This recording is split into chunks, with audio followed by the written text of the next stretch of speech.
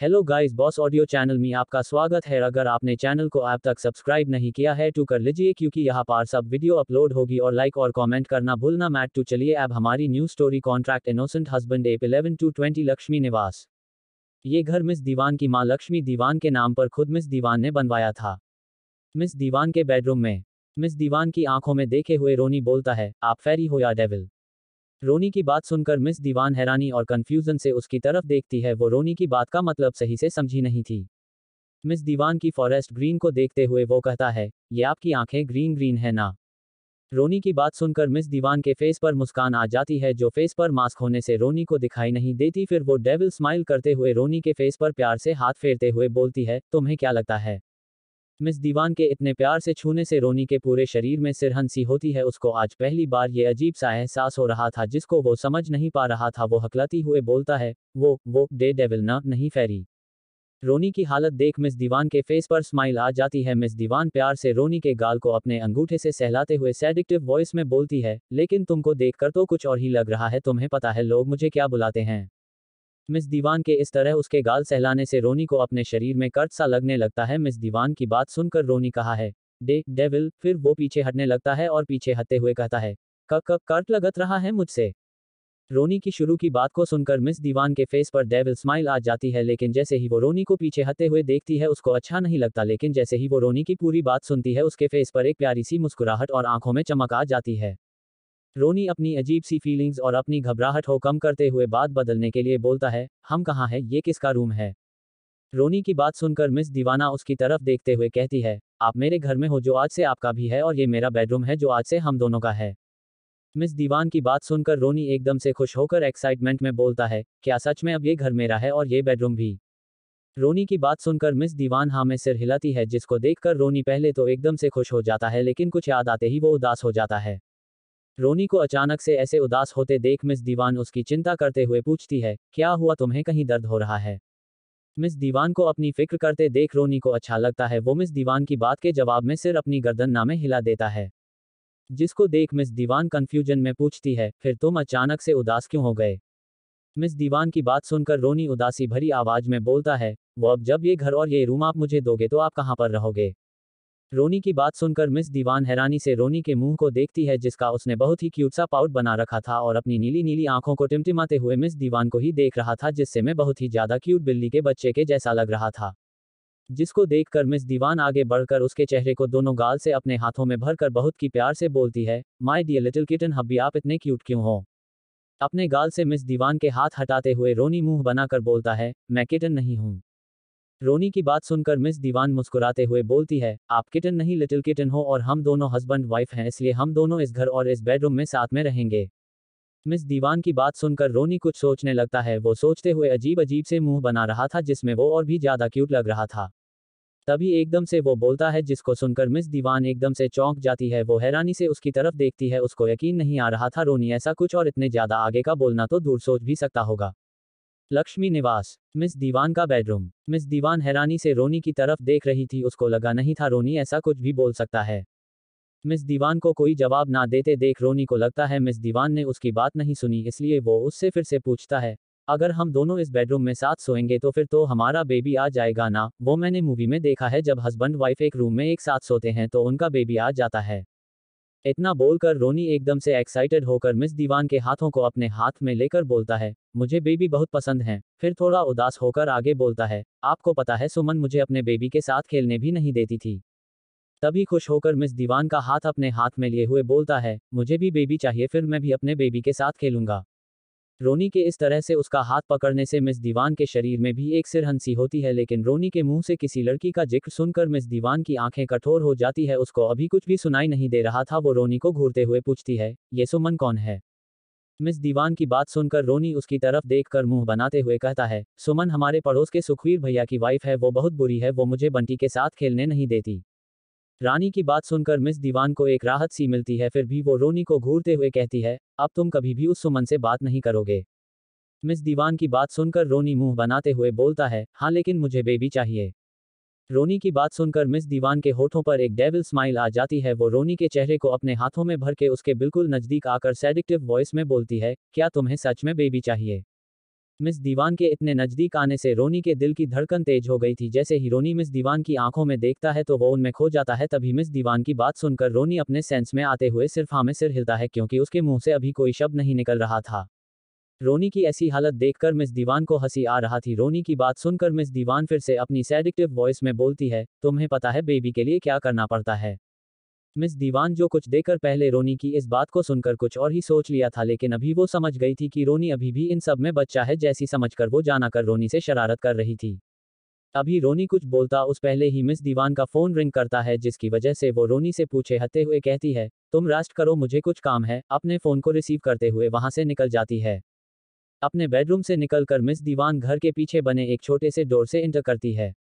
वो एक बहुत ही छोटा सा स्टोर रूम था। उसके अंदर जाकर वो उस रूम में लगी एक पेंटिंग जो ईगल की थी, उस ऊपर वो अपना सीधा हाथ पूरा रखती है, जिसके रखते ही उसके हाथ के चारों तरफ एक ब्लू लाइट फ्लैश होती है। उसके साथ ही उस ईगल की आंखों में भी ब्लू लाइट जलती है। मिस दीवान उस ईगल की आंखों में गौर से देखती है, जिससे वो ब्लू से ग्रीन हो जाती हैं और उस पेंटिंग के पास से दीवान साइड में स्लाइड होती है। उसके खुलते ही मिस दीवान उसके अंदर एंटर करती है। वहां पर पहले से ही विनय खड़ा था और ये एक ऑफिस था जो हाईटेक गैजेट से भरा हुआ था। वहां पर एक बड़ी सी स्क्रीन लगी हुई थी।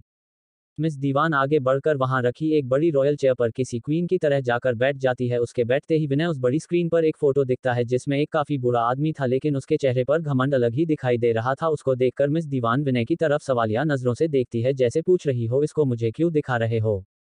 जिसे समझते हुए विनय बोलना शुरू करता है, ये है दिग्विजय खुराना, खुराना परिवार के हेड और खुराना इंडस्ट्री के चेयरमैन। नेक्स्ट फोटो, जिसमें एक काफी हैंडसम आदमी था, जिसको देखते ही मिस दीवान उसको पहचान गई। मिस दीवान उस आदमी की फोटो को काफी गौर से देखती है। उनके फेशियल फीचर्स काफी हद तक रोनी के जैसे थे, जिसको देखते हुए मिस दीवान विनय की तरफ देखती है। विनय आगे बोलता है, ये हैं विजय खुराना, ये दिग्विजय खुराना के इकलौते बेटे हैं। ये इंडिया के बेस्ट साइंटिस्ट और बेस्ट हैकर थे, लेकिन 20 साल से इनके बारे में कुछ भी पता नहीं चल पाया है कि ये जिंदा हैं या मर गए। खुराना परिवार ने तो इनको अब तक मरा हुए मान लिया है, लेकिन अभी तक इनकी बॉडी तक नहीं मिली है। अगली फोटो, जिसमें एक औरत थी जो मेकअप से पूरी तरह से नहीं हुई थी, उसको दिखाए हुए विनय बोलता है, ये है रंभा कुकरेजा, ये दिग्विजय खुराना के दोस्त की बेटी है, इसलिए दिग्विजय ने इसकी शादी अपने बेटे विजय से करवाई। ये बेहद चालाक और धूर्त महिला है। विजय खुराना किसी और से प्यार करते थे, लेकिन अपने पिता के फोर्स करने पर उन्होंने रंभा कुकरेजा से शादी तो की, पर कभी उनके करीब तक नहीं गए। लेकिन एक बार रंभा ने विनय के ड्रग्स देकर उनके नजदीक आई। फिर आगे एक और फोटो दिखते हुए विनय आगे बोलता है, जिससे रंभा ने इन दोनों को जन्म दिया। ये दोनों जुड़वा हैं, विवेक खुराना उर्फ विक्की और निखिल खुराना उर्फ निक्की। ये दोनों अपनी माँ से भी एक कदम आगे हैं, हर तरह की बुरी आदतें इनके अंदर हैं। इसके बाद विनय के फोटो और दिखाता है और उसके बारे में बताता है, जैसी सुनकर मिस दीवान हैरान हो जाती है। सीक्रेट ऑफिस, लक्ष्मी निवास। विनय एक फोटो स्क्रीन पर दिखता है, जिसमें एक बेहद खूबसूरत औरत थी, जिसकी गोद में एक साल के आसपास का बच्चा था। वो बच्चा बहुत ही ज्यादा क्यूट था। उस फोटो को दिखते हुए विनय बोलता है, ये है अमृता देशमुख, इंडिया से सबसे बड़े और इज्जादर आर्मी फैमिली की सबसे छोटी और सबकी लाडली बेटी, जो खुद भी एक बेस्ट आर्मी ऑफिसर रह चुकी हैं। मार्शल आर्ट और टायकोवंडो और भी बहुत सी फाइटिंग में ब्लैक बेल्ट हैं। सब कुछ सही चल रहा था इनकी लाइफ में। फिर एक मिशन के दौरान इनकी मुलाकात विजय खुराना से हुई और दोनों में पहले तो दोस्ती हुई। समय के साथ दोस्ती प्यार में बदल गई। अपने परिवार के खिलाफ जाकर अमृता ने अपना प्यार चुना। विजय और अमृता पूरे 2 साल बाहर रहे। विजय के एक रिसर्च के चलते जब वो रिसर्च पूरी हुई तब वो दोनों वापस आए, लेकिन दोनों अकेले नहीं थे। उसके साथ एक साल का बच्चा भी था, जो उन दोनों के प्यार की निशानी था। विजय जब अमृता और अपने बच्चे के साथ अपने घर पहुंचा तो दिग्विजय खुराना ने उस बच्चे को अपनाने से मना कर दिया, ये बोलकर कि ये बिना शादी के हुआ है, ये नाजायज है, और बिना अमृता के सच को जानने उसको भी अपने घर से निकल दिया। विजय ने भी जब अमृता के पीछे जाने की कोशिश की तो दिग्विजय ने इसको चेतावनी दी कि अगर उसने अमृता के पीछे जाने की कोशिश की तो वो अमृता के साथ उस बच्चे को भी मरवा देंगे। विजय अपने बच्चे और प्यार की सलामती के लिए दिल पर पत्थर रखकर वहीं पर रह गए। उसके बाद से उन्होंने अमृता को खोजने की बहुत कोशिश की, लेकिन वो उनको कहीं नहीं मिली। फिर अचानक से वो कहीं गायब हो गए। विनय इतना बोलने के बाद एक नज़र मिस दीवान की तरफ देखते हुए एक लास्ट फोटो और चेंज करता है और आगे बोलता है, जब अमृता को विजय के 5 साल से गायब होने की खबर मिली तो वो खुराना मेंशन गई। वहां पर उसने देखा कि यहाँ सभी लोग अपनी अपनी जिंदगी में मजे से हैं, किसी को इस बात से कोई प्रॉब्लम नहीं कि 5 साल से इस घर का इकलौता बेटा गायब है। रंभा ने अच्छी बनने का नाटक करते हुए अमृता और उसके बच्चे को खुराना मेंशन में रहने के लिए दिग्विजय को मना लिया। कुछ महीने सब कुछ ठीक था, फिर अचानक से अमृता की तबीयत खराब रहने लगी, जिसकी वजह से वो बिस्तर पर आ गई। जिसका फायदा उठाकर रंभा ने अमृता के 6 साल के बच्चे को टॉर्चर करना शुरू कर दिया। पूरे 4 साल तक रंभा और उसके दोनों बेटों ने भी, जो अमृता के बेटे से 2 साल छोटे थे, उस बच्चे को बहुत ज्यादा टॉर्चर किया, जिससे वो डिप्रेशन तक में चला गया था। लेकिन जब अमृता को इसके बारे में पता चला वो खुराना मैंशन को छोड़कर अपने बेटे को लेकर चली गई। कुछ दिन बाद रंभा को पता चला विजय ने एक विल बनवाई थी जिसमें उसने अपनी मेहनत से कमाई हुई सभी कुछ अपने बड़े बेटे यानी कि अपने और अमृता के बेटे के नाम कर दी, जिसको देखकर रंभा ने अमृता और उसके बेटे को मारने के लिए गुंडे भेजे, जिसकी खबर अमृता को पहले ही लग गई, जिस वजह से उसने अपनी नकली एक्सीडेंट में मौत की खबर फैला दी और अपना नाम बदल कर सावित्री रखकर सबसे छुपकर रहने लगी। बीमारी के चलते वो अपने बेटे की सही से देखभाल भी नहीं कर पाती थी, लेकिन 8वीं क्लास तक की पढ़ाई उन्होंने अपने बेटे की घर से ही कराई। 10 साल की उम्र तक उन्होंने अपने बेटे को बाहर की दुनिया से दूर रखा, इसलिए ही रणविजय सर के अंदर आज भी बचपना है। उसका डॉक्टर शुभम सिसोदिया के अलावा और कोई दोस्त नहीं है। विनय की बात सुनकर मिस दीवान काफी ज्यादा हैरान थी, क्योंकि वो देशमुख और खुराना दोनों परिवार को बहुत अच्छे से जानती थी। वो इस बात से ही हैरान ही कि रोनी की माँ ही इंडिया की best army women Amrita Deshmukh है। मिस दीवान ने आज से पहले रोनी की माँ की कोई भी फोटो नहीं देखती थी। कुछ सोचते हुए मिस दीवान अपने मन में ही कहती है, रणविजय खुराना। मिस दीवान को ये याद करके बहुत गुस्सा आ रहा था कि रंभा खुराना और उसके दोनों बेटे विक्की खुराना और निक्की खुराना ने रोनी को इतना टॉर्चर किया कि वो डिप्रेशन तक में चला गया। गुस्से में मिस दीवान अपनी चेयर से उठते हुए कहा है, जिसको सुनकर विनय के फेस पर भी डेविल स्माइल आ जाती है। सीक्रेट ऑफिस लक्ष्मी निवास।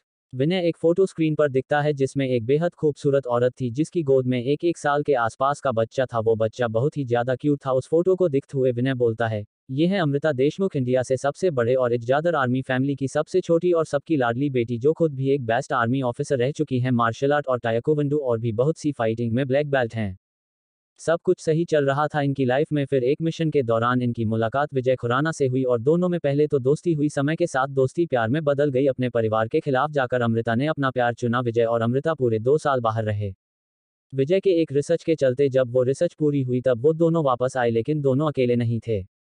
उसके साथ एक साल का बच्चा भी था जो उन दोनों के प्यार की निशानी था। विजय जब अमृता और अपने बच्चे के साथ अपने घर पहुंचा तो दिग्विजय खुराना ने उस बच्चे को अपनाने से मना कर दिया, ये बोलकर कि ये बिना शादी के हुआ है, ये नाजायज है, और बिना अमृता के सच को जानने उसको भी अपने घर से निकल दिया। विजय ने भी जब अमृता के पीछे जाने की कोशिश की तो दिग्विजय ने इसको चेतावनी दी कि अगर उसने अमृता के पीछे जाने की कोशिश की तो वो अमृता के साथ उस बच्चे को भी मरवा देंगे। विजय अपने बच्चे और प्यार की सलामती के लिए दिल पर पत्थर रखकर वहीं पर रह गए। उसके बाद से उन्होंने अमृता को खोजने की बहुत कोशिश की, लेकिन वो उनको कहीं नहीं मिली। फिर अचानक से वो कहीं गायब हो गए। विनय इतना बोलने के बाद एक नज़र मिस दीवान की तरफ देखते हुए एक लास्ट फोटो और चेंज करता है और आगे बोलता है, जब अमृता को विजय के 5 साल से गायब होने की खबर मिली तो वो खुराना मैंशन गई। वहां पर उसने देखा कि यहाँ सभी लोग अपनी अपनी जिंदगी में मजे से हैं, किसी को इस बात से कोई प्रॉब्लम नहीं कि 5 साल से इस घर का इकलौता बेटा गायब है। रंभा ने अच्छी बनने का नाटक करते हुए अमृता और उसके बच्चे को खुराना मैंशन में रहने के लिए दिग्विजय को मना लिया। कुछ महीने सब कुछ ठीक था, फिर अचानक से अमृता की तबीयत खराब रहने लगी, जिसकी वजह से वो बिस्तर पर आ गई, जिसका फायदा उठाकर रंभा ने अमृता के 6 साल के बच्चे को टॉर्चर करना शुरू कर दिया। पूरे 4 साल तक रंभा और उसके दोनों बेटों ने भी, जो अमृता के बेटे से 2 साल छोटे थे, उस बच्चे को बहुत ज्यादा टॉर्चर किया, जिससे वो डिप्रेशन तक में चला गया था। लेकिन जब अमृता को इसके बारे में पता चला वो खुराना मैंशन को छोड़कर अपने बेटे को लेकर चली गई। कुछ दिन बाद रंभा को पता चला विजय ने एक विल बनवाई थी जिसमें उसने अपनी मेहनत से कमाई हुई सभी कुछ अपने बड़े बेटे यानी कि अपने और अमृता के बेटे के नाम कर दी, जिसको देखकर रंभा ने अमृता और उसके बेटे को मारने के लिए गुंडे भेजे, जिसकी खबर अमृता को पहले ही लग गई, जिस वजह से उसने अपनी नकली एक्सीडेंट में मौत की खबर फैला दी और अपना नाम बदल कर सावित्री रखकर सबसे छुप कर रहने लगी। बीमारी के चलते वो अपने बेटे की सही से देखभाल भी नहीं कर पाती थी, लेकिन 8वीं क्लास तक की पढ़ाई उन्होंने अपने बेटे की घर से ही कराई। 10 साल की उम्र तक उन्होंने अपने बेटे को बाहर की दुनिया से दूर रखा, इसलिए ही रणविजय सर के अंदर आज भी बचपना है। उसका डॉक्टर शुभम सिसोदिया के अलावा और कोई दोस्त नहीं है। विनय की बात सुनकर मिस दीवान काफी ज्यादा हैरान थी, क्योंकि वो देशमुख और खुराना दोनों परिवार को बहुत अच्छे से जानती थी। वो इस बात से ही हैरान ही कि रोनी की माँ ही इंडिया की best army women Amrita Deshmukh है। मिस दीवान ने आज से पहले रोनी की माँ की कोई भी फोटो नहीं देखती थी। कुछ सोचते हुए मिस दीवान अपने मन में ही कहती है, रणविजय खुराना। मिस दीवान को ये याद करके बहुत गुस्सा आ रहा था कि रंभा खुराना और उसके दोनों बेटे विक्की खुराना और निक्की खुराना ने रोनी को इतना टॉर्चर किया कि वो डिप्रेशन तक में चला गया। गुस्से में मिस दीवान अपनी चेयर से उठते हुए कहा है, जिसको सुनकर विनय के फेस पर भी डेविल स्माइल आ जाती है। Secret study room. मिस दीवान गुस्से में वहां से निकलते हुए विनय से कहती है, खुराना इंडस्ट्री के जितने ज्यादा हो सके शेयर खरीद लो, और हाँ सभी टीम से बोल दो सभी को शेयर खरीदने हैं, कोई एक सारे शेयर नहीं खरीदेगा। मिस दीवान इतना बोलकर वहां से तेजी से निकल जाती है। विनय मिस दीवान की बात सुनकर एक शैतानी हंसी हंसते हुए कहता है, अब से खुराना इंडस्ट्री का बुरा वक्त शुरू हो गया। इतना बोलकर विनय भी किसी को फोन करते हुए वहां से चला जाता है। इधर मिस दीवान वहां से निकलकर अपने रूम की तरफ जाते हुए वो काफी गुस्से में थी। वो जैसे ही अपने रूम में कदम रखती है, सामने का नजारा देखकर उसका गुस्सा और ज्यादा बढ़ गया, क्योंकि अभी उसके रूम में एक जो बेहद अनमोल एंटीक मूर्ति रखी हुई थी तो नीचे अनगिनत टुकड़ों में पड़ी हुई थी। मिस दीवान एक नज़र उसको देखकर गुस्से से पूरे रूम को देखती है। उसका रूम अभी ऐसा हो रहा था जैसे किसी कपखाने में आ गई हो। जो रूम कुछ समय पहले लग्जरी रूम लग रहा था वो अब पहचान में भी नहीं आ रहा था। एक नज़र पूरे रूम को देखने के बाद मिस दीवान को अब याद आता है कि रूम में रोनी कहीं पर भी नजर नहीं आ रहा, जिससे मिस दीवान की आंखें छोटी हो जाती हैं। पूरे रूम में जितने भी एंटीक थे सभी पूरे रूम में अनगिनत टुकड़ों में नीचे फर्श पर पड़े थे और रोनी पूरे रूम में कहीं पर भी दिखाई नहीं दे रहा था। चारों तरफ देखकर मिस दीवान अपने गुस्से के कम करने की कोशिश करते हुए सर्द आवाज में बोलती है, लिटिल किटन। मिस दीवान की आज सुनकर रोनी, जो एक कबर्ड में छुपा हुआ था, वो डर से कांपने लगता है और उसका हाथ कबर्ड के गेट पर लग जाता है। जिसकी आवाज सुनकर मिस दीवान उस कबर्ड की तरफ देखती है, जिसको देखकर उसका गुस्सा फिर से बढ़ने लगता है। वो इसलिए क्योंकि अभी उस कबर्ड का डोर पूरी तरफ से बंद था, जिससे उसमें कोई भी ज्यादा देर तक नहीं रह सकता था। ऑक्सीजन की कमी की वजह से मिस दीवान तेज कदमों से उस कबर्ड के सामने जाकर एक झटके से उसका गेट खोल देती है। कबर्ड के अंदर देते ही मिस दीवान का गुस्सा एकदम से गायब हो जाता है। उसकी जगह अभी उसकी आंखों में चिंता थी, क्योंकि कबर्ड में रोनी अपने घुटनों में अपने सिर को छुपाए हुए कांप रहा था। मिस दीवान रोनी के कंधे पर हाथ रखती है। जैसे ही वो रोनी के कंधे पर हाथ रखती है, रोनी एकदम से डर जाता है। वो डरते हुए कहने लगता है, मम्मू मुझे मत करना, मैंने जानकर नहीं किया, वो गलती से हो गया, प्लीज मुझे मत करना, मुझे मत मरना। रोनी बार बार यही बोले जा रहा था। मिस दीवान रोनी को पैनिक करते देख जल्दी से उसको ऐसे ही अपनी बाहों में भर लेती है और रोनी को शांत करने के लिए उसके पीठ को सहलाते हुए कहती है, रिलैक्स रिलैक्स, कुछ नहीं हुआ, कोई तुम्हें नहीं मरेगा, मैं हूं ना, मेरे होते हुए किसी में इतनी हिम्मत नहीं कि कोई भी तुम्हें हाथ भी लगाए। मिस दीवान के इतने प्यार से शांत करने से रोनी को वो सुकून मिलता है जो आज तक उसको नहीं मिला। रोनी भी अपने हाथ आगे बढ़ाकर मिस दीवान को टाइटली उसकी कमर को हक कर लेता है। आज पहली बार रोनी को अपनी मां की बाहों के अलावा किसी और की बाहों में सुकून मिल रहा था। बहुत कोशिश के बाद फाइनली रोनी अब कांपना बात करता है। रोनी की ऐसी हालत देखकर मिस दीवान को बहुत ज्यादा गुस्सा आ रहा था। पता नहीं बेचारे को उन लोगों ने कितना टॉर्चर किया होगा जो वो इतना ज्यादा डर रहा है। मिस दीवान अपने मन में बोलती है, बस अब तुमने जितना दिखा दर्द झेलना था झेल लिया, लेकिन अब नहीं, अब तुम्हें दिए गए हर दर्द का, हर तकलीफ का उनको हिसाब देना होगा। मिस दीवान के फेस पर अभी बहुत ज्यादा गुस्सा था। खुराना हाउस। इधर विक्की खुराना और निक्की खुराना अपनी मां रंभा खुरान के सामने उसके रूम में थे। विक्की खुराना अपनी मां रंभा खुराना से कहता है, मां उस नाजायज ने अपनी मां को ऑपरेशन के लिए हॉस्पिटल में एडमिट किया है। वो नफरत से ये सब बोलता है। तभी निक्की खुराना शैतानी हंसी हंसते हुए नफरत से बोलता है, हमने बहुत पूछा उसे कि ऑपरेशन के लिए पैसे कहाँ से आए, उसने कुछ भी नहीं बताया, यहाँ तक कि हमने उसको बहुत मारा लेकिन उसने कुछ नहीं बताया। विक्की खुराना और निक्की खुराना ने अपनी मां रंभा खुराना को सब कुछ बताया, लेकिन उसको ये नहीं बताया कि उन्होंने रोनी से पैसे छीने हैं।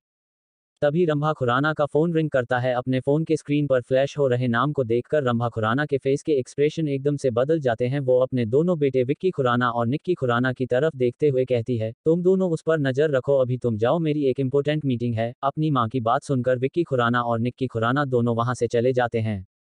उन दोनों के वहां से जाने के बाद रंभा खुराना अपने फोन को रिसीव करते हुए कहती है, हाँ बोलो, क्या अपडेट है। रंभा खुराना की बात सुनकर फोन के दूसरी तरफ से एक आदमी की आवाज आती है, मैम, खुराना इंडस्ट्री के पुराने इन्वेस्टर मिस्टर दयाल जो मेजर शेयर होल्डर हैं खुराना इंडस्ट्री के, उन्होंने अपने शेयर बेच दिए।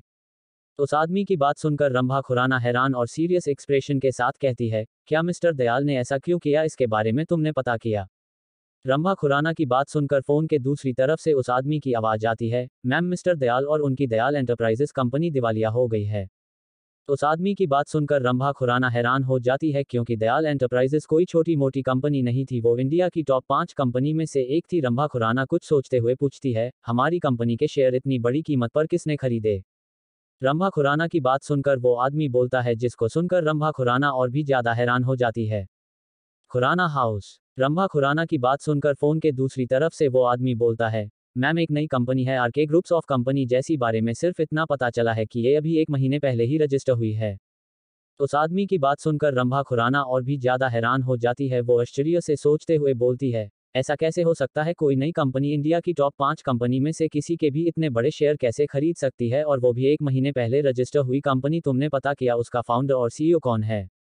रंभा खुराना की बात सुनकर फोन पर वो आदमी बोलता है, मैम, सीईओ तो कोई रुद्र कपूर है, लेकिन उसके फाउंडर के बारे में अभी किसी को कुछ भी नहीं पता, यहाँ तक कि अभी तो किसी ने इसके सीईओ का भी मुंह नहीं देखा। कंपनी के सभी काम सीईओ का असिस्टेंट अभिमन्यु शेखावत हैंडल करता है। उस आदमी की बात सुनकर रंभा खुराना उससे कहती है, ओके, तुम इस कंपनी के बारे में और जानकारी निकलो। इतना बोलकर रंभा खुराना बिना उसकी बात सुने फोन रख देती है। जैसे ही वो फोन रखती है तभी फिर से उसका फोन रिंग होता है। फोन पर फ्लैश हो रहे नाम को देखकर उसकी आंखें छोटी हो जाती हैं। वो कुछ सोचते हुए फोन उठाती है और जैसे ही वो फोन के दूसरी तरफ के शख्स की बात सुनती है वो एकदम से सदमे में चलती जाती है। लक्ष्मी निवास। मिस दीवान जब देखती है कि रोनी अब शांत ही गया है तो वो उसको अपने से थोड़ा दूर करते हुए उसके फेस को अपने दोनों हाथों में लेती है। रोनी का फेस रोने की वजह से लाल हो गया था, उसकी आंखें भी लाल हो गई थी और लाल लाल नाक के साथ वो बहुत क्यूट लग रहा था और वो अपनी नीली नीली आंसू भरी आंखों से मिस दीवान की आंखों में देख रहा था। रोनी की आंखों से कुछ आंसू लुढ़क कर उसके गाल पर गिरते हैं। मिस दीवान अपने हाथ के अंगूठों से उसके आंसू पोंछते हुए बहुत प्यार से पूछती है, लिटिल किटन हब्बी यहाँ पर क्या हुआ था, आप कबर्ड में क्यों छुपे थे? मिस दीवान की बात सुनकर रोनी को कुछ समय पहले का याद आता है। फ्लैशबैक। रोनी को रेस्ट करने के लिए बोलकर जब मिस दीवान रूम से चली गई थी, लेकिन रोनी अभी भी वैसे ही हैरान सा बेड पर लेटा हुआ था।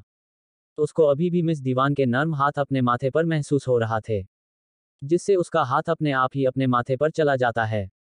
ये सब उसके लिए बिल्कुल नया था, उसको कुछ समझ नहीं आ रहा था कि ये कैसा अजीब सा एहसास है। तभी वो अपनी सोच से बाहर आते हुए रूम को देखता है। ये रूम उसको बहुत पसंद आया था। जैसी देखते हुए वो बेड से उतर जाता है। वो पूरे रूम को देख ही रहा था तभी उसकी नज़र पास में रखे एक एंटीक हाउस की मूर्ति पर जाती है, जिसको देखकर साफ पता चल रहा था कि वो शायद इकलौता पीस ही होगा। वो गोल्डन कलर में बहुत ही यूनिक लग रहा था। उसको देखकर रोनी खुशी से चहकता हुआ उसके पास जाता है, लेकिन उसकी इस एक्साइटमेंट की वजह से उसका पैर अपने खुद से पैर में ही उलझ जाता है, जिसके उसका बैलेंस बिगड़ जाता है, जिससे वो अपने आप को संभाल तो लेता है लेकिन उसका हाथ उस मूर्ति पर लग जाता है, जिससे वो मूर्ति धड़ाम की आवाज के साथ नीचे गिरकर टुकड़ों में बिखर जाती है, जिसको देखकर रोनी बहुत ही ज्यादा डर जाता है। वो डर से इधर उधर भागने लगता है, जैसे छोटे बच्चे कुछ गलती करके पिटाई के डर से कहीं छुपने के लिए जगह ढूंढने लगते हैं, वैसे ही रोनी डर रहा था, जिसकी वजह से वो हड़बड़ी में वहां रखी किसी ना किसी मूर्ति और एंटीक पीस से टकरा रहा था। कुछ ही देर में पूरे रूम में कुछ इस कदर कबाड़ हो गया था जैसे ये कोई बेडरूम नहीं कोई स्टोर रूम हो। जैसी देखकर अब रोनी पैनिक करने लगता है और जैसे ही उसको लगता है कोई आ रहा है वो जल्दी से सामने की एक कबर्ड में जाकर छुप जाता है। उसको डर था कि मिस दीवान भी उसको विक्की खुराना और निक्की खुराना की तरह मरेगी, इसलिए वो वहां छुप गया था। Flashback and. मिस दीवान की आवाज से रोनी अपनी सोच से बाहर आते हुए उसकी तरफ देखता है। रोनी के फेस को अपने हाथ में लिए हुए ही मिस दीवान फिर से बोलती है, कहाँ खो गए थे तुम, मैंने कुछ पूछा था तुमसे? मिस दीवान की बात सुनकर रोनी डर और उदासी से अपनी नजरें नीचे झुकते हुए कहता है, आप मरेगी तो नहीं? रोनी ये बहुत ही मासूमियत से कहता है, जिसको सुनकर मिस दीवान के दिल में एक दर्द उठता है। वो इस बात से अंदाजा लगा सकती थी कि इस मासूम को उन लोगों ने किस हद तक टॉर्चर किया होगा। ये सोचकर ही उसको बहुत गुस्सा आ रहा था। वो रोनी के गाल को सहलाते हुए बेहद प्यार से कहती है, लिटिल किटन हब्बी आपको ऐसा क्यों लगता है कि मैं आपको मरूंगी? मिस दीवान की बात सुनकर रोनी उदासी से बोलता है, वो गलती करने पास पैनिशमेंट देते हैं ना, लेकिन ये मैंने जानबूझकर नहीं किया, ये सब गलती से हो गया सच्ची। रोनी की बात सुनकर और उसकी मासूमियत को देखकर मिस दीवान को उस पर बहुत प्यार आ रहा था। मिस दीवान आंखों में चमक लिए कहती है, तुमने कभी देखा है कि कोई वाइफ अपने हस्बैंड को मारती हो? मिस दीवान अपनी बात बोलकर मुस्कुरा रही थी, लेकिन फेस पर मास्क होने की वजह से रोनी उसकी मुस्कान को देख नहीं पाया। अभी रोनी कुछ बोलता उसे पहले ही मिस दीवान का फोन रिंग करता है, जिसकी आवाज से वो रोनी के गाल से हाथ हटा कर उससे दूर होकर अपने फोन पर फ्लैश हो रहे नाम को देखकर रोनी की तरफ देखते हुए कहती है, जाओ तुम जाकर फ्रेश हो जाओ, फिर खाना खाने चलते हैं। मिस दीवान की बात सुनकर रोनी हाँ में गर्दन हिलाते हुए बाथरूम की तरफ चला जाता है, क्योंकि मिस दीवान ने उसको इस तरफ इशारा करके बोला था। रोनी के जाते हुई मिस दीवान बालकनी में जाकर फोन उठाते हुए अपनी सर्द आवाज में बोलती है, बोलो विनय। मिस दीवान की बात सुनकर फोन के दूसरी तरफ से विनय बोलता है, बॉस किसी ने हमसे पहले खुराना इंडस्ट्री के major shareholder mister Dayal से खुराना इंडस्ट्री के सारे शेयर खरीद लिए। लक्ष्मी निवास। मिस दीवान अपने रूम की बालकनी में खड़ी हुए विनय से फोन पर बात कर रही थी। वो विनय की बात सुनकर बोलती है, किसने खरीदे और बाकी के शेयर का क्या हुआ? मिस दीवान की बात सुनकर विनय कहता है, न्यू कंपनी है आरके ग्रुप्स ऑफ कंपनी, जो अभी 1 महीने पहले ही रजिस्टर हुई है। लेकिन आते ही उसने टॉप 5 कंपनी में से एक खुराना कंपनी के मेजर शेयर होल्डर से खुराना इंडस्ट्री के शेयर तो खरीदे ही, साथ ही दयाल एंटरप्राइजेस को भी टेक ओवर कर लिया और खुराना इंडस्ट्री के बाकी के शेयर हमारी टीम ने खरीद लिए। लेकिन अभी भी टोटल शेयर हमारे पास सिर्फ 20% हैं। अभी भी 40% शेयर शुरू फैमिली के पास ही हैं, 30% दिग्विजय खुराना के पास हैं, 10% रंभा खुराना के पास हैं, बाकी के 40% उस new company RK groups of company के पास हैं।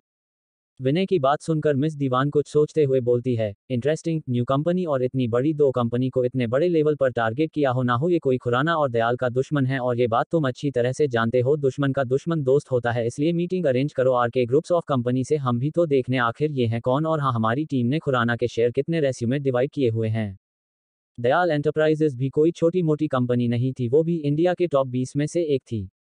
मिस दीवान की बात सुनकर विनय कहता है, 4-5 के बॉस 5% पर मेंबर हैं, एक बात और आर के ग्रुप्स ऑफ कंपनी के बारे में अजीब है। विनय की बात सुनकर मिस दीवान पूछती है, क्या? मिस दीवान की बात सुनकर विनय कहता है, ये किसी को भी नहीं पता कि इस कंपनी का फाउंडर कौन है, हम भी बहुत कोशिश की लेकिन कुछ पता नहीं चला और ना ही अभी तक किसी ने इस कंपनी के सीईओ मिस्टर रुद्र कपूर को देखा है, उनका असिस्टेंट अभिमन्यु शेखावत ही सभी कुछ हैंडल करता है। विनय की बात सुनकर मिस दीवान एक रहस्यमय मुस्कान के साथ बोलती है, वेरी इंटरेस्टिंग, ओके तुम कोशिश करो सीईओ से मीटिंग की, खुराना फैमिली पर नजर रखो वो क्या करती है, अब खासकर रंभा खुराना पर, साथ ही कोशिश करो कि खुराना फैमिली से भी शेयर लेने की।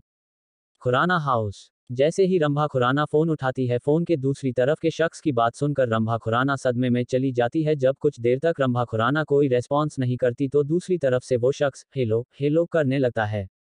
जैसी सुनकर रंभा खुराना अपने सेंस में आते हुए कहती है, क्या तुमने मालूम किया कि बाकी के शेयर किसने खरीदे हैं? रंभा खुराना की बात सुनकर फोन के दूसरी तरफ से वो शख्स बोलता है, हाँ वो 4 अलग अलग स्टेट के लोगों ने खरीदे हैं और सबसे अजीब बात ये वो सभी एक ही ऑर्फनेज से हैं, अन्नपूर्णा ऑर्फेनेज, लेकिन उसकी अलग अलग स्टेट की बेंच से बाकी उनके कोई भी कनेक्शन नहीं है। उस शख्स की बात सुनकर रंभा खुराना का दिमाग घूमने लगता है, उसको समझ नहीं आ रहा था कि ये हो क्या रहा है। पहले तो एक नई कंपनी ने उनके 40% शेयर खरीद लिए और अभी ये 4 शेयर होल्डर जो अनाथ हैं उन्होंने खुराना इंडस्ट्री जैसी इतनी बड़ी कंपनी के 20% शेयर 5% पर शेयर होल्डर खरीद लिए। ये सोचकर ही उसका दिमाग काम नहीं कर रहा था। अभी वो कुछ बोलती उससे पहले ही वहां भागते हुए विक्की खुराना आता है। विक्की खुराना को देखकर रंभा खुराना की आंखें छोटी हो जाती है। विक्की खुराना हौंकते हुए रंभा खुराना से बोलता है, माँ आपने देख खुराना इंडस्ट्री के शेयर मार्केट में बहुत तेजी से गिर रहे हैं। विक्की खुराना की बात सुनकर रंभा खुराना जल्दी से फोन को कट करके खुराना इंडस्ट्री के शेयर की वैल्यू चेक करती है। जैसी देखकर उसके कदम लड़खड़ा जाते हैं, विक्की खुराना जल्दी से आगे बढ़कर अपनी माँ को संभाल लेता है। वहीं एक रूम में एक 16-17 साल की मासूम सी बच्ची बेड पर बेहोश पड़ी हुई थी। तभी उस रूम का दरवाजा खुलता है। एक मोटा काला हट्टा कट्टा बेहद डरावना आदमी अंदर आता है। उसकी तोंद काफी बाहर निकली हुई थी। वो जैसे ही उस छोटी सी लड़की को बेड पर बेहोश पड़े हुए देखता है, बहुत ही घिनौनी हंसी हंसते हुए उसकी तरफ बढ़ने लगता है। उसकी आंखों में हवस साफ दिखाई दे रही थी। वो उस लड़की के पास जाकर उसके गाल को छूते हुए कहता है, आज तो सच में एक अच्छी कली लेकर आया है, आज की रात तो बहुत ही ज्यादा हसीन होने वाली है। इतना बोलकर वो गंदी हंसी हंसने लगता है। तभी उस लड़की की आंखें हिलने लगती हैं, जिससे साफ पता चलता है कि उसको होश आने लगा है। जैसे ही वो लड़की आंखें खोलती है, अपने सामने इतने भयानक आदमी को देखकर एकदम से डर जाती है। वो डर से पूछते हुए कहती है, आप कौन हो और मैं कहाँ हूँ? वो उस रूम को देखती है तो और भी ज्यादा डर जाती है। उस लड़की की बात सुनकर वो आदमी अपनी गंदी सी मुस्कुराहट के साथ उससे कहता है, बेबी आज मैं तुम्हें दुनिया का सबसे ज्यादा आनंद देने वाला हूँ, इसलिए मुझसे दूर मत भागो, मेरे पास आओ। उस आदमी की बात सुनकर वो लड़की उससे डरते हुए कहती है, नहीं मुझे डर लग रहा है अंकल, मुझे अपने घर जाना है। उस लड़की की बात सुनकर वो आदमी उसकी तरफ बढ़ते हुए कहता है, डरो मत, कुछ नहीं होगा, तुम्हें बहुत मजा आएगा। इतना बोलकर वो आदमी उस लड़की का पैर पकड़कर खींच लेता है, क्योंकि वो लड़की बेड पर ही पीछे को खिसक रही थी। वो आदमी उस लड़की को खींचकर जल्दी से उसके ऊपर आते हुए उसके दोनों हाथ पकड़कर उनको बेड पर पूस करते हुए कहता है, बेबी अगर तुम कोऑपरेट करोगी तो ज्यादा तकलीफ नहीं होगी। वो आदमी अपने मुंह को उस लड़की के मुंह के पास ले जाने लगता है, लेकिन वो लड़की अपनी गर्दन को इधर उधर घुमा रही थी, जिससे वो आदमी बहुत ज्यादा चीढ़ जाता है। वो उसके दोनों हाथों उसके सिर के पास करते हुए अपने एक हाथ से पकड़ लेता है और दूसरे हाथ से उसके मुंह को पकड़कर फिर से अपने मुंह को उसके मुंह की तरफ ले जाने लगता है।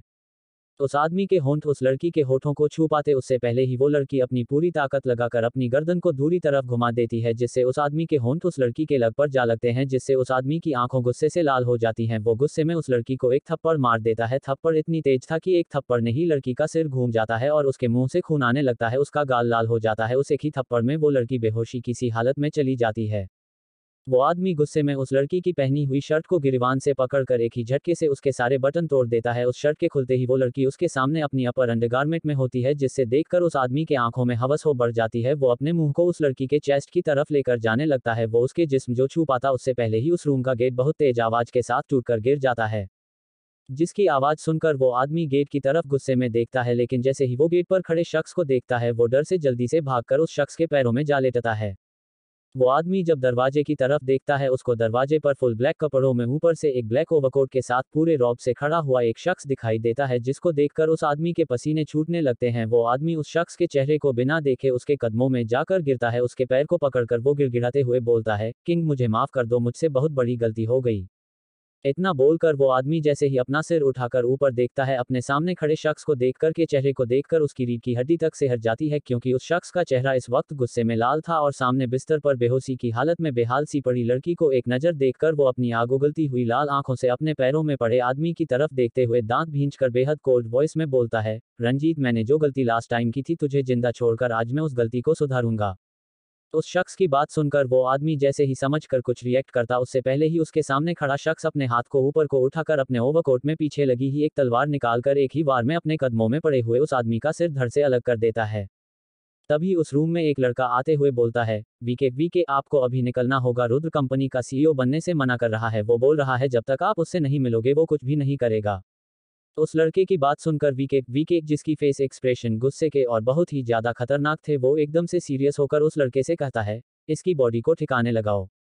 इतना बोलकर वीके बेड की तरफ जाता है, बेड पर बेसुध पड़ी लड़की को एक चादर से कवर करते हुए उसे उठाकर उस रूम से निकल जाता है। लक्ष्मी निवास। फोन पर बात करके मिस दीवान वापस रूम में आती है, वो देखती है रोनी बेड पर बैठा हुआ कुछ सोचते हुए मुंह चला रहा था, जैसे कुछ खा रहा हो और अपने पेट पर हाथ भी फेर रहा था। उसको देखकर मिस दीवान उसके पास आते हुए उससे कहती हैं, कहाँ खोए हुए हो तुम। मिस दीवान की बात सुनकर रोनी अपनी सोच से बाहर आते हुए अपने सामने खड़ी मिस दीवान को देखकर चारों तरफ देखते हुए उदासी से मुंह लटका लेता है। रोनी की इस तरफ उदास देखकर मिस दीवान प्यार से उससे पूछती है, क्या हुआ, तुम उदास क्यों हो गए। मिस दीवान की बात सुनकर रोनी अपने पेट पर हाथ फेरते हुए कहता है, बहुत जोर की भूख लगी है। ये बोलते हुए रोनी बहुत ज्यादा क्यूट लग रहा था। रोनी को देखकर मिस दीवान के फेस पर भी प्यारी सी मुस्कान आ जाती है, लेकिन वही मास्क के अंदर होने की वजह से कोई देख नहीं पाता। फिर मिस दीवान रोनी को उठाते हुए कहती है, चलो फिर खाना खाने चलते हैं। मिस दीवान की बात सुनकर रोनी एकदम से खुश हो जाता है, वो उठते हुए जल्दी से उसके साथ डिनर करने के लिए चला जाता है। दोनों जैसे ही रूम से बाहर निकलते हैं, बाहर से इस घर को देखकर हैरान हो जाता है। वो पूरे घर को देखते हुए मिस दीवान के साथ चल रहा था, हैरानी उसके फेस पर साफ देखी जा सकती थी। वो जैसे ही नीचे डाइनिंग टेबल के सामने आता है, डाइनिंग टेबल को देखकर उसकी आंखें और भी ज्यादा बड़ी हो जाती है, क्योंकि टेबल पर सारा खाना रोनी की पसंद का था, जिसको देखकर रोनी की आंखों में चमक आ जाती है। वो अपनी जीभ को अपने होठों पर फिराने लगता है, जिसको देखकर मिस दीवान मुस्कुराने लगती है। रोनी जैसे ही आगे बढ़कर बैठने को होता है, लेकिन वो कुछ सोचकर पीछे हटे हुए मिस दीवान की तरफ देखते हुए मुंह नीचे करके कहता है, सॉरी। रोनी की बात सुनकर मिस दीवान कंफ्यूजन में उसकी तरफ देखते हुए पूछती है, क्या हुआ, तुम रुक क्यों गए और सॉरी क्यों बोल रहे हो। मिस दीवान की बात सुनकर रोनी मुंह नीचे झुकाए हुए ही कहता है, वो बुरी आंटी कहती थी कि मैं नाजायज हूँ, इसलिए मैं किसी के साथ बैठकर खाना नहीं खा सकता, इसलिए वो मुझे सबके खाना खाने के बाद खाना देती थी। रोनी की बात सुनकर मिस दीवान की गुस्से से हाथों की मुट्ठी कस जाती है, उसको रंभा खुराना पर बहुत ज्यादा गुस्सा आता है। वो रोनी की बात सुनकर ही समझ गई थी, रोनी रंभा खुराना को ही बुरी आंटी बोल रहा था। ये रोनी की मासूमियत और साफ दिली थी, जो इतना सब कुछ सहने के बाद भी वो रंभा खुराना को सिर्फ बुरी बोल रहा था, वो भी आंटी। मिस दीवान रोनी को एक चेयर खींचकर उस पर बिठाते हुए उसके लिए अपने हाथों से खाना सर्व करती हैं। वहां मौजूद सर्वेंट्स ये देखकर तो सदमे में ही चले गए थे, जो मिस दीवान खुद भी एक गिलास पानी नहीं लेकर पीती, वो किसी लड़के को अपने हाथ से खाना सर्व कर रही है। लेकिन जैसे ही वो सभी सर्वेंट्स आगे का नजारा देखते हैं तो उनको अपनी आंखों पर ही यकीन नहीं हो रहा था। रोनी के लिए प्लेट में खाना सर्व करने के बाद मिस दीवान अपने हाथों से ही एक निवाला लेकर रोनी के मुंह की तरफ करती है। मिस दीवान के इस एक्शन से रोनी हैरानी से कभी मिस दीवान के हाथ के उस निवाले की तरफ देखता, कभी फिर मिस दीवान के फेस की तरफ। मिस दीवान रोनी को अपनी तरफ देखते देख आंखों से खाने का इशारा करती हैं, जिसको देख रोनी थोड़ा हिचकिचाते हुए बोलता है, मैं अपने हाथ से खा लूंगा। रोनी की बात सुनकर मिस दीवान उसकी तरफ घूर कर देखते हुए अपने हाथ को रोनी के मुंह के और नजदीक करती है। मिस दीवान की आंखें देखकर रोनी डर जाता है और बिना कुछ बोले चुपचाप अपना मुंह खोल देखता है, जिसको देखकर मिस दीवान के फेस पास स्माइल आ जाती है और मिस दीवान रोनी को अपने हाथों से खाना खिलाने लगती है। लेकिन वहां पर खड़े सभी सर्वेंट्स तो सदमे से बेहोश होने वाले थे, उनको अपनी आंखों पर यकीन नहीं हो रहा था कि मिस दीवान किसी लड़के को अपने हाथों से इतने प्यार से खाना खिला रही हैं। वो मिस दीवान हो लड़कों से सीधे मुंह बात भी नहीं करती थी, वो आप एक 2526 साल के लड़के को इतने प्यार से वो भी अपने हाथों से खाना खिला रही हैं। खाना खाने के बाद दोनों अपने रूम में चले जाते हैं। मिस दीवान अपना लैपटॉप उठाकर सोफे पर बैठे हुए रोनी से कहती है, रात बहुत हो गई है, सो जाओ। मिस दीवान की बात सुनकर रोनी एक नज़र उसको देखते हुए खाता है, फिर बेड से एक तकिया और चादर उठाते हुए बेड से साइड में उस चादर को बिछाकर उस पर तकिया लगाकर लेट जाता है। मिस दीवान अभी अपने लैपटॉप में कुछ काम कर रही थी, इसलिए वो देख नहीं पाई। कुछ देर बाद जब मिस दीवान अपनी नज़र लैपटॉप से हटाकर सामने देखती है, बेड पर रोनी को ना देखकर मिस दीवान की आंखों छोटी हो जाती हैं। वो एक नज़र पूरे रूम को देखकर लैपटॉप टेबल पर रखते हुए सोफे से उठकर बाथरूम की तरफ जाने लगती हैं। ये सोच शायद रोनी बाथरूम में होगा, लेकिन जैसे ही वो आगे बढ़ती है उसकी नज़र बेड के दूसरी साइड नीचे जमीन पर लेटे हुए रोनी पर पड़ती है। रोनी को नीचे सोते देख मिस दीवान उसके पास जाकर उसको घूरते हुए अपनी सर्द आवाज में कहती है, तुम नीचे क्यों सो रहे हो? मिस दीवान की बात सुनकर रोनी, जिसने अभी ही अपनी आंखें बंद की थी, लेकिन मिस दीवान की इतनी सर्द आवाज सुनकर रोनी एकदम से डर जाता है। वो आंखें खोलकर सामने देखता है, मिस दीवान उसके सामने खड़ी हुई उसको ही घूर रही थी। मिस दीवान की फॉरेस्ट ग्रीन आंखों में गुस्से को देखकर रोनी डर कर बैठते हुए कहता है, वो विक्की और निक्की भाई मुझे बेड पर सोने से मना करते थे। इतना बोलकर रोनी उदासी ने अपना सिर नीचे झुका लेता है। रोनी की बात सुनकर मिस दीवान को गुस्सा तो बहुत आता है खुराना परिवार पर, लेकिन फिर वो रोनी को उदास देखकर अपने आप को शांत करते हुए अपना हाथ रोनी के सिर की तरफ आगे बढ़ती है। मिस दीवान के हाथ को अपने सिर की तरफ आते देख रोनी डर से पीछे होते हुए कहता है, प्लीज मरना मत। रोनी को इस तरह से डरते देख मिस दीवान को अपने दिल में दर्द सा महसूस होता है। वो रोनी के सामने नीचे घुटने के बल बैठते हुए रोनी के फेस को प्यार से अपने हाथ में भरकर कहती है, लिटिल किटन हब्बी, मैंने तुम्हें पहले भी कहा था और एक बार फिर से कहती हूँ, मेरे होते हुए तुम्हें कोई मरना तो दूर आंखें उठाकर भी नहीं देख सकता, और तुम मेरे हस्बैंड हो तो मैं क्यों अपने हस्बैंड को मरूंगी। फिर रोनी को उठाते हुए बोलती है, और यहाँ पर तुम्हें नीचे सोने की जरूरत नहीं है, मैंने कहा था ना, ये रूम जितना मेरा है उतना ही तुम्हारा भी है।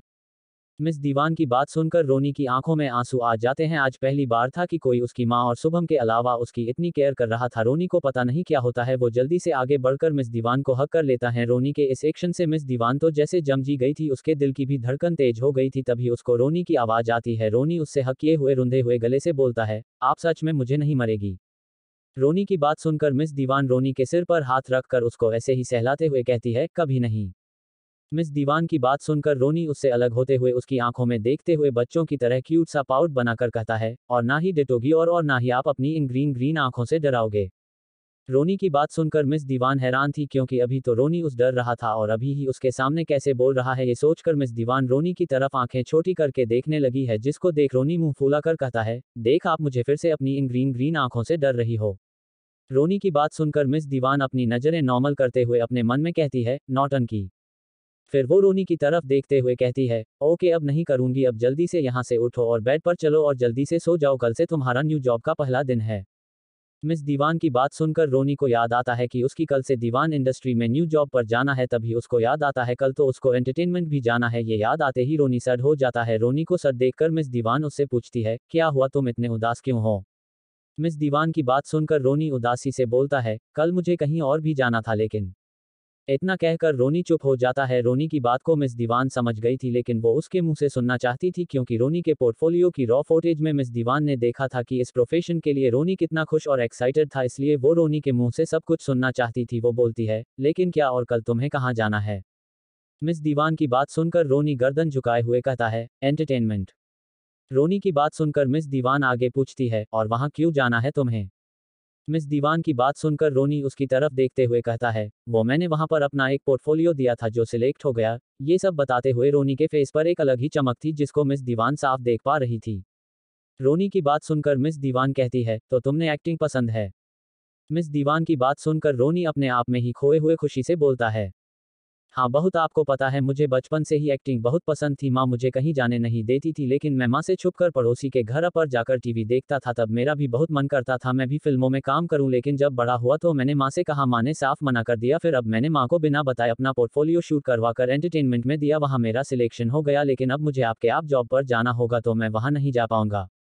इतना बोलकर जहां रोनी के फेस पर अभी तक चमक थी वो चली जाती है, उसकी जगह अब उदासी आ जाती है। रोनी को उदास देखकर मिस दीवान को अच्छा नहीं लगता। वो उसके फेस पर हाथ रखे उसके गाल को सहलाते हुए कहती है, अभी तुम सो जाओ, ज्यादा मत सोचो, कल जल्दी उठना है ना, इसलिए जल्दी सो जाओ, इस बारे में हम सुबह बात करेंगे।